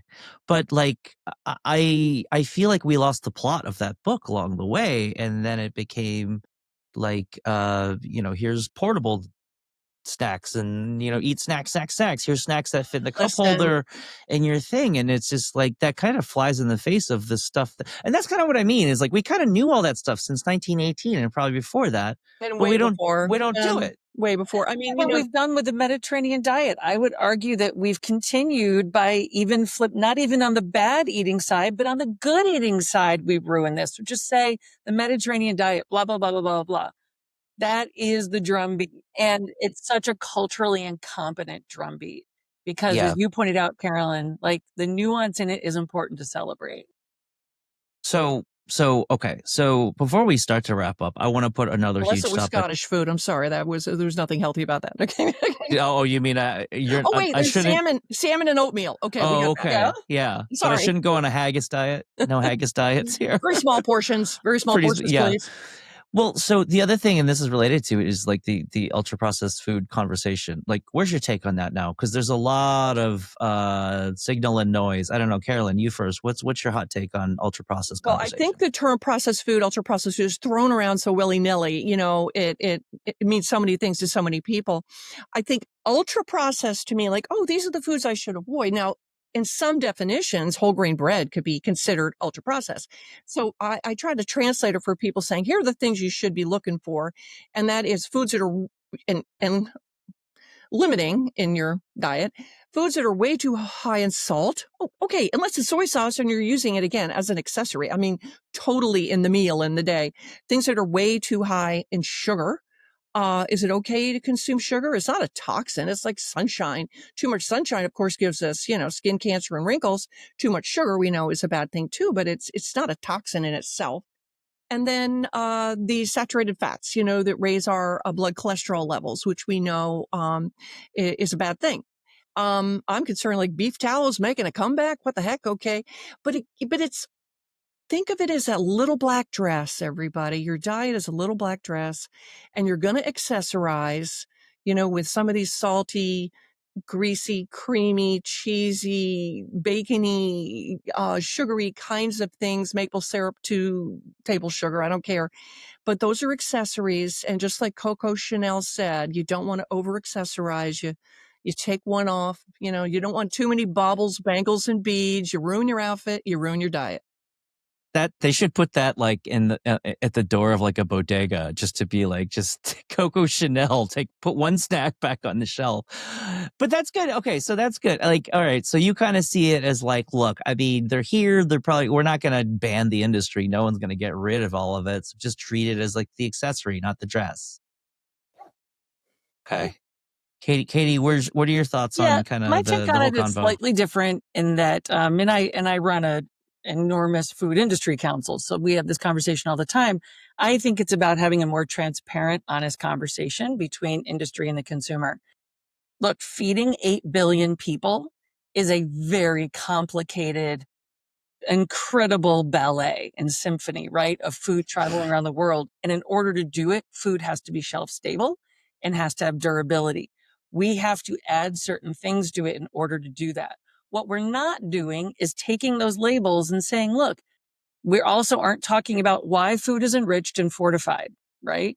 Does it still need to be enriched and fortified with the same things? Like, it's so many complications. So like B vitamins, Carolyn, right, on the back of a pack looks like a bunch of chemicals, but it's not chemicals. All the different names for yeast. Like, we don't have an honest conversation about the label and say, look, what if this is essential? What if this was put in here because it made it just cheaper to make? What if this was thrown in because you got a deal from a chemical company that maybe like gave you an incentive to shove it in this thing? I have no idea. But we aren't being honest about, in order to manufacture food at scale and to keep it shelf stable, there are certain things that have to go in there, and we need to talk about what's inert, what is safe for human consumption, and what is more high risk. So I think from that standpoint, we need to be way more honest. And then you get to the point of, is fiber getting broken down too much? You're really not getting fiber. Are you losing all the bioactives? Are you losing all the vitamins and minerals? I mean, this is another conversation about how do we make sure that the body's getting what it needs. So we're having, in my opinion, the wrong conversation. Yeah. The conversation is not, oh, you're creating processed foods and they should all throw the baby out with the bathwater. The right conversation is, we got to feed 8 billion people, and we got to do this healthy, sustainably, and equitably, and at a price everyone can afford. How are we going to do this? Yeah, and I think one of the things that struck me in the Nova classification seems I forget the name of the doctor, but down in Brazil, he came up with basically the 4 tiers ranging from unprocessed, which is just like straight up like eat an apple off a tree, all the way to ultra processed, which is like a bag of Doritos, and then there's like steps in between. One of the terms that I don't think it's played enough that he said is like in the category 4, which he considers the ultra processed, there's an element of intent. And I lean back on my chef days, and understanding something like xanthan gum, how to use xanthan gum. It's a thickener. It's extremely potent, so you need very little of it to make the thing viscous or thick that you want to do. And if you kind of go by the letter of the law of ultra processed, if you see xanthan gum on a ingredient label, like the red flag goes off for a lot of people. It's like, why does that start with an X? I can't pronounce that. My grandma doesn't recognize that. Yada yada yada. That's not good.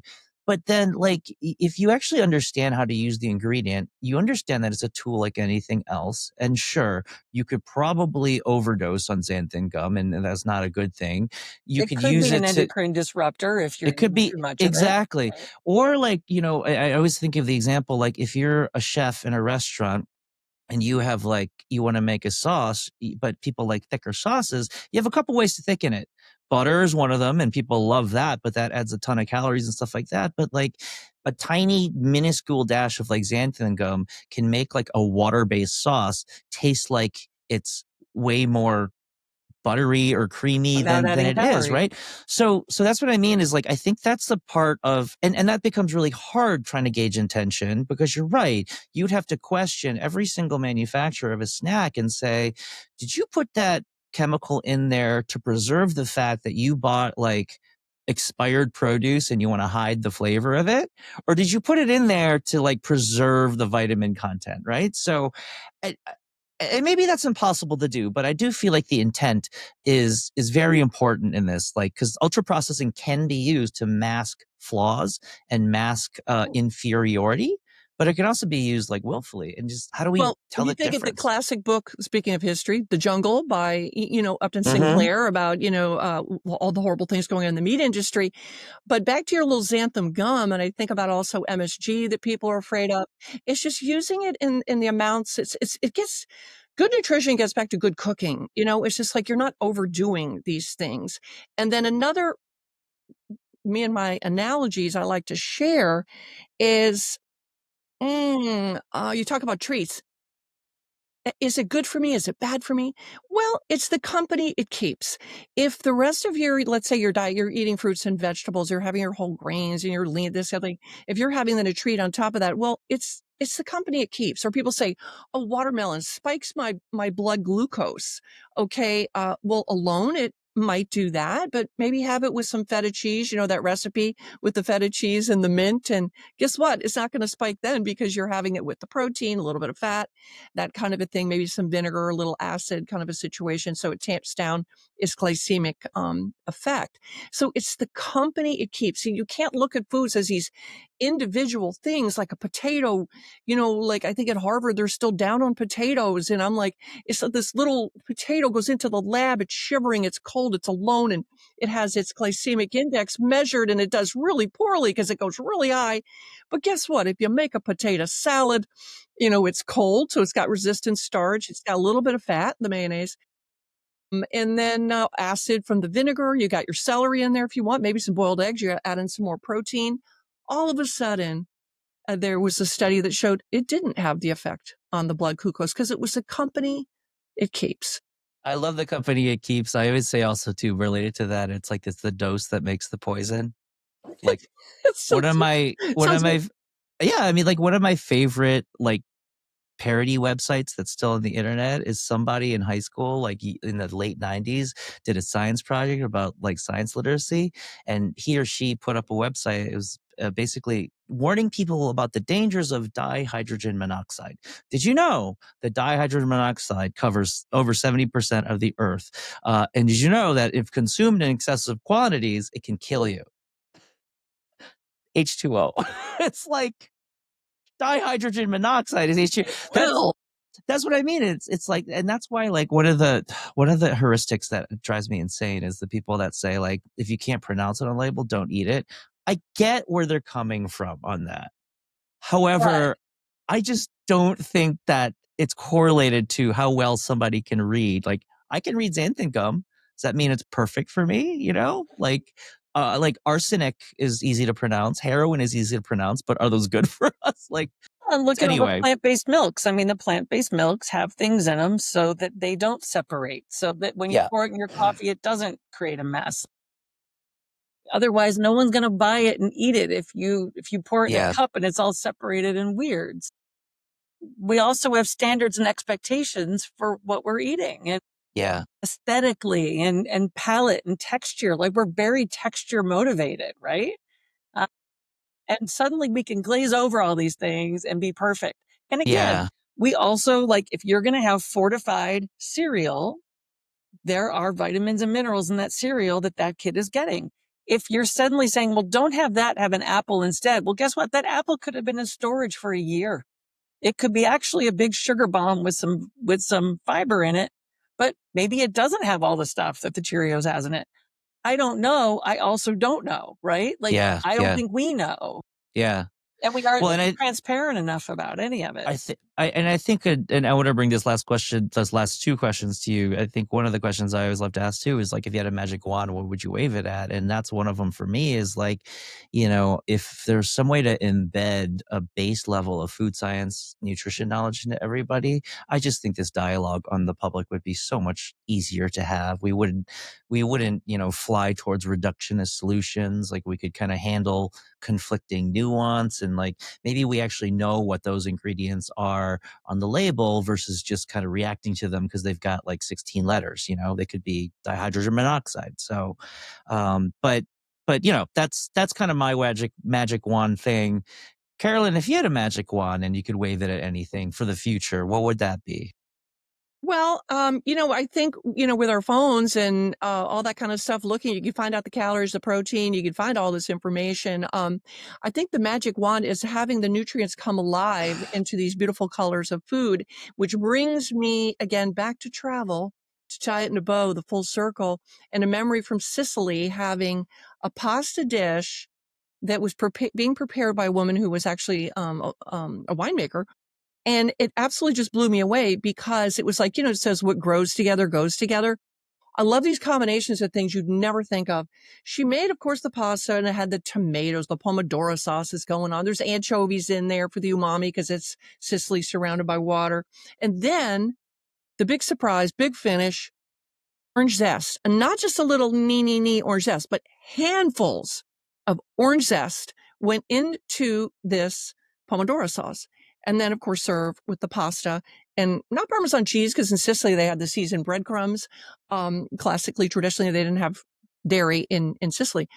It blew me away. And I just thought to myself, as a dietitian and a food lover, the orange zest with all the crazy micronutrients, not just vitamin C, but hundreds of different things, and the fiber and the beauty of this, it was elevating your soul, and something that at the very, very basis of it was a beautiful, nutritious dish. Well, and I think that's the vision of how simple Mediterranean food can be so insanely impactful. Like, if there was a way to kind of like transport that to everybody, because that's also not a very expensive thing to do.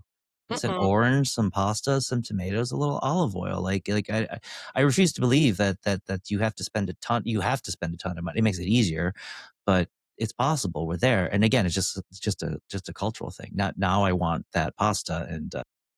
Yeah, So now I thanks want to go for make that. Yeah. I know, I'm really. like, do I have those Apples. ingredients in my house? Yeah. I mean, it's And probably likely. Yeah. in nutrition science, I just want to draw another thing here. We talk about interactions, right? Food and drug interactions, which are really important. And people on certain drugs can't drink, what is it, grapefruit juice, because it doesn't make them sick, but it makes the medication so don't work well. But these food and drug interactions, food and food interactions, not like, oh my gosh, what's going to happen if you have this with this? But I love how they, like, if you, I was talking to some, senior citizen women, some elderly women at church the other day, and they're all taking calcium supplements. And I said, if you have it with your orange juice in the morning, it actually makes the calcium more bioavailable. Oh my goodness, we didn't know that. And they were, let me write that down. Okay. So things like that too, I just love. Katie, pass the magic wand to Katie. What would you wave it at? Yeah, so I would wave it at how we center nutrition as an economic indicator. So I would wave a magic wand, and when we come out with a GDP quarterly earnings report in this country, we would also come out with a report. And by the way, GDP reports also come out with workforce jobs created reports. There would be a compendium report that's around the health of the workforce. how healthy are we to show up and engage? And how is nutrition now have an economic value placed on it? I don't think we're going to get to the place that Carolyn's talking about and envisioning if we don't place an economic value on normalizing nutrition because it's good for our economy. Whether we like it or not, we think in dollars. And I always say, if you want to go talk to the head of health and human services, talk about nutrition. You want to talk to the mayor, the governor, the president, talk about jobs. So until we start centering nutrition as an economic indicator of the health of our country and our ability to show up and be productive, I don't think we're going to move the needle on normalization to where we need to move it to, because we're not going to support people and normalize nutrition if we don't see it as a way. I mean, it sounds sort of like, very top downish, like you must work, you must be healthy, you must show up and be productive. But the fact of the matter is, like, look, there's a lot of people who really value humans on their individual capitalist productivity. I mean, if that's a way to get nutrition finally in the minds of everyone and not seen as this nice thing that women do at Health and Human Services, but is something that men need to center because you need a healthy workforce, then amen, I'm all for it. Well, that's how the school lunch program came about, because men were just they were too skinny to go into the armed forces. And so the school lunch program was born. And now we they're do too have heavy the to data. go in the armed forces. Yeah, I know, isn't that great? But NHANES, the survey that's done, but it shows what people are eating and not eating, is still done, hopefully. And again, just the one that is just always blows me away is how few fruits and vegetables people consume. And you only need to eat 3 servings of vegetables a day, 2 of fruit, really to make, it's not a really high bar, for basic nutrition. Katie, the thing that you said about that feeling, the food impacting the economy. I remember like when I first got out of college, when I was working in like corporate America, and there's this place, this Cuban place that had this amazing, amazing food, and we would always get like big piles of fried pork over like beans and rice and stuff like that, fried plantains and stuff like that. I remember like on a Thursday we'd go around to our like other cubicle mates and be like, hey, you want to go to this place for lunch? And like some people would say like, oh no, I can't. I got a really busy afternoon. That's going to really like put me out of commission for it. And it did. It's like a food coma. And I feel like the idea of like a food coma is something that is very intuitive and we all know it on a personal level, but it has never been codified into like policy, because the aggregate of all of that food coma, because I can attest, I've eaten that pork dish enough that at least 50 hours of productivity were stolen from me. At least, right? So then you can price and that. So let's now play that out. Let's say you're doing that every day. Now you're on workman's comp because you can't work because you need a hip replacement or a knee replacement because you're obese, or you've just had a heart attack and you need a stint and you're going to missing a month of work, or you have cancer you're battling that's also from food related inflammation. So I just think there is there's an unwinding of this that is, if we are 70%, I mean, if food is really the leading cause of death in this country because we are so 70% metabolically unfit, that is hitting our bottom line. I mean, people, and look, I want to go in a food coma too, but on the weekends, right? But I also think, this again gets back to, why do we food coma out at lunch? Is it because the food is good, or is it because we don't want to go back to our job because we hate it? Because we're unsatisfied, because we'd rather go back, eat a huge meal, go back and sleep at our desk and hide, now work from home, pray no one finds us. I don't know. I just think as a population, not only are we metabolically unfit, we're also really unhappy. Yeah. And food is that immediate. A happy group of people. And well, the French and the Italian are going out for like the 3-hour lunches and going back to work. They're perfectly fine. They take a little siesta. But back to what you eat and your productivity, your cognitive function. Wyndham Resorts, they work obviously with a lot of companies to do meeting planning, and they have a thing called Wyndham Wellness, and they plan the breaks with particular beverages and snacks and things like that that'll keep people like awake and alive. They pump more oxygen in the room, that kind of a thing, during the conferences. And if you go to a meeting of nerdy dietitians, we always have the breaks that are going to have your like orange slices and, iced tea with a little lemonade, or not the sweet tea, but unsweet tea with a teeny bit of sweet. Here in the South, that's what we do. That's what dietitians do. We just tell everybody to have a little sweet tea in your unsweetened tea. All right. So last big question. It's for Carolyn. This is the classic question, is the crystal ball one. If you had a crystal ball, could tell you anything about the future of nutrition 10 years from now, what would you ask it? Not an answer. What would you ask it? What's your question about the What would I future? ask for? Or what would you ask it to know? I just want more flavor back in the food, really, and I think it sells itself then if it just tastes good. I see that, we do have to produce a lot of food to feed a lot of people, all stacked up at the supermarkets back to, I just want things to taste better. I want tomatoes that taste like tomatoes and strawberries that taste like strawberries. And then we wouldn't have to do such a big sales job. And not that that isn't available, but I just wish it was more widely available and a real mission to have flavor back in food and flavor first, and it will lead you then to the beautiful So nutrient. will we have flavor back in food? But in this case, food by food, you mean like produce stuff Yeah, like that? and Or so yeah. that's an agriculture thing. And so a lot of times in agriculture, they grow tomatoes and apples and pears and grapes or whatever the heck, so that they can travel long distances, right? But there's so many smart people in agriculture. They know that they want to grow the most delicious strawberries or the most delicious bananas or that kind of a thing. Maybe it's their brand or maybe it's not. But I just want us to prioritize that more. Yeah.